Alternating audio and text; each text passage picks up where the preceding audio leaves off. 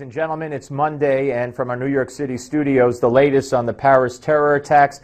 Congressman Peter King joins us in a second. President Obama spoke today in Turkey. Let's watch some of what he had to say. When I hear political leaders suggesting that there would be a religious test for which person who's fleeing from a war-torn country is admitted, when some of those folks themselves come from families who benefited from protection when they were fleeing political persecution, that's shameful. That's not American. It's not who we are. I can't tell you how sick and tired I am of hearing Barack Obama tell me and us who we are. Joining us now is Congressman Peter King, chairman of the Subcommittee on Counterterrorism in the House and member of the House Permanent Select Committee on Intelligence. Hello, sir. How are you, Steve? You got me in a bad mood now. So, but anyway, go ahead. You know, I can't stand to watch it. I just can't stand to watch him. I memean, what'd you think of the speech today? Where not only, and we'll address the refugee problem, but it seemed like the whole topic of his speech today in Turkey was me, narcissist me, I'm doing right, and no matter what anybody says, I'm doing right. I tell you, I wish he showed as much anger and outrage talking about ISIS as he does when he's talking about Republicans or people who disagree with his policies. I mean, that's the most emotion he's shown in a long time. And by the way, he's totally wrong on the speech, and it's totally wrong, that whole moral arrogance he has. I mean, he's the one, if anybody should be on defense, it's him, after saying that ISIS is contained.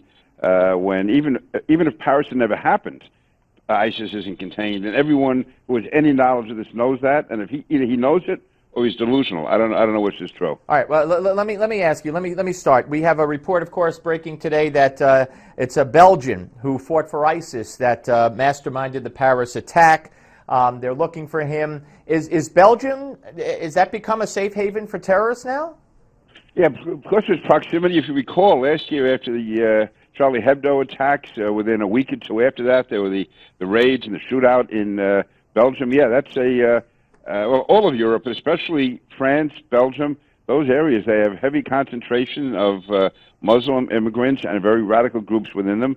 And now you add to that the foreign fighters, the Muslims from those countries that have gone to Syria to fight and come back.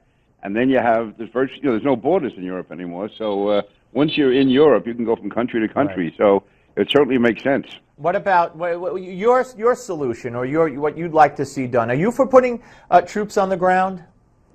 First of all, I think we should never tell the enemy what we're going to do. But I would say we have to do whatever we have to do. I don't think ground troops now are needed, but I do think we need to have special operations forces on the ground to get intelligence, so these bombing raids will make a lot more sense.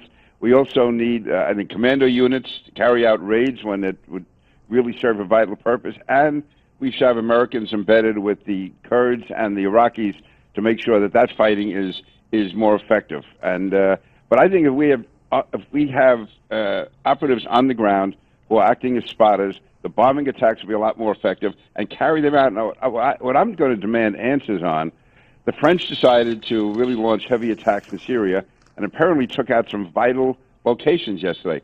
Why are those locations still there 14 months after the president began a bombing campaign? They should have been gone the first day. I mean, how are they? To me, when you hear the French are going to begin an attack, yeah, okay, you figure, what's left? All of the easy targets must be gone. Instead, we told the French where these targets were. Why weren't they taken out a long time ago? Absolutely. This is, again, an example of this apologetic, half-hearted attempt by the president. I know you've addressed this, and even not in times where we're not following a terrorist attack, and New York and Washington are always targets. I know you're going to tell me that. But does this worry you more in the wake of this attack? I mean, it seems to me that there's nothing stopping them from doing this here in New York or Washington or anywhere.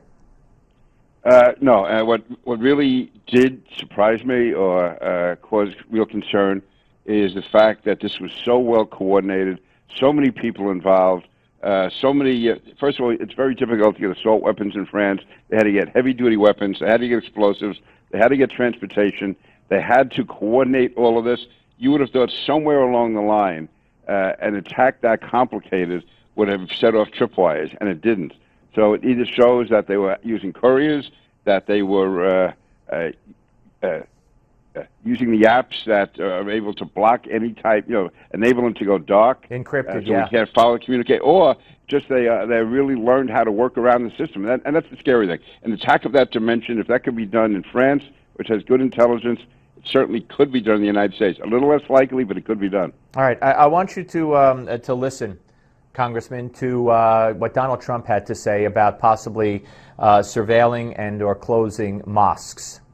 Well, I would hate to do it, but it's something that you're going to have to strongly consider, because some of the ideas and some of the hatred, the absolute hatred, is coming from these areas. And, in New York City, as an example, we had a group of people, from what I understand, that really knew what they were doing, that were really studying the situation, and they're not doing that anymore. And under the new mayor, they're not doing that anymore. And I think that's a mistake. So it's something that many people, not me, it's something that many people are considering and many people are going to do. Now, you were a big fan, and so was I, of what was going on in this city as far as surveillance of certain mosques and certain Islamic gathering places. If there was reason to suspect something was going on, they put a stop to that. I know that you believe, I believe you believe, that should be reinstated. Do you agree with Donald Trump here? Yeah, let me tell you what I agree with. First of all, what Ray Kelly was doing was absolutely essential. It was so important, and it was disgrace that a rag like the New York Times and groups like the Civil Liberties Union and a federal judge who these courts have just been terrible on this, but especially the Times and the Civil Liberties Union.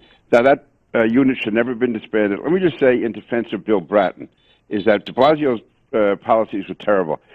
Bill Bratton is trying to do, and to some extent is, what Ray Kelly was doing. He's doing it in different ways, but it's unfortunate that he has to sort of work around to get the job done. And that, obviously, it cannot be as effective as it was, but it's better than people might think it is, only because that core group is there in the NYPD, which is committed to fighting terrorism. But this whole policy these people have just makes no sense whatsoever. All right, one more for you from the debate. Now, one of those three people on stage, the Democratic debate on Saturday, was willing to call this what it is. Listen to Hillary Clinton.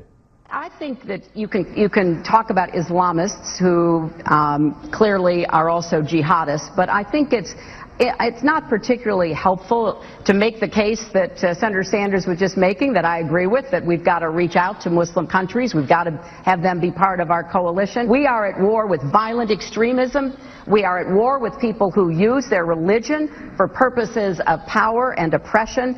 And yes, we are at war with those people, but I don't want us to be painting with too broad a brush. What do you say?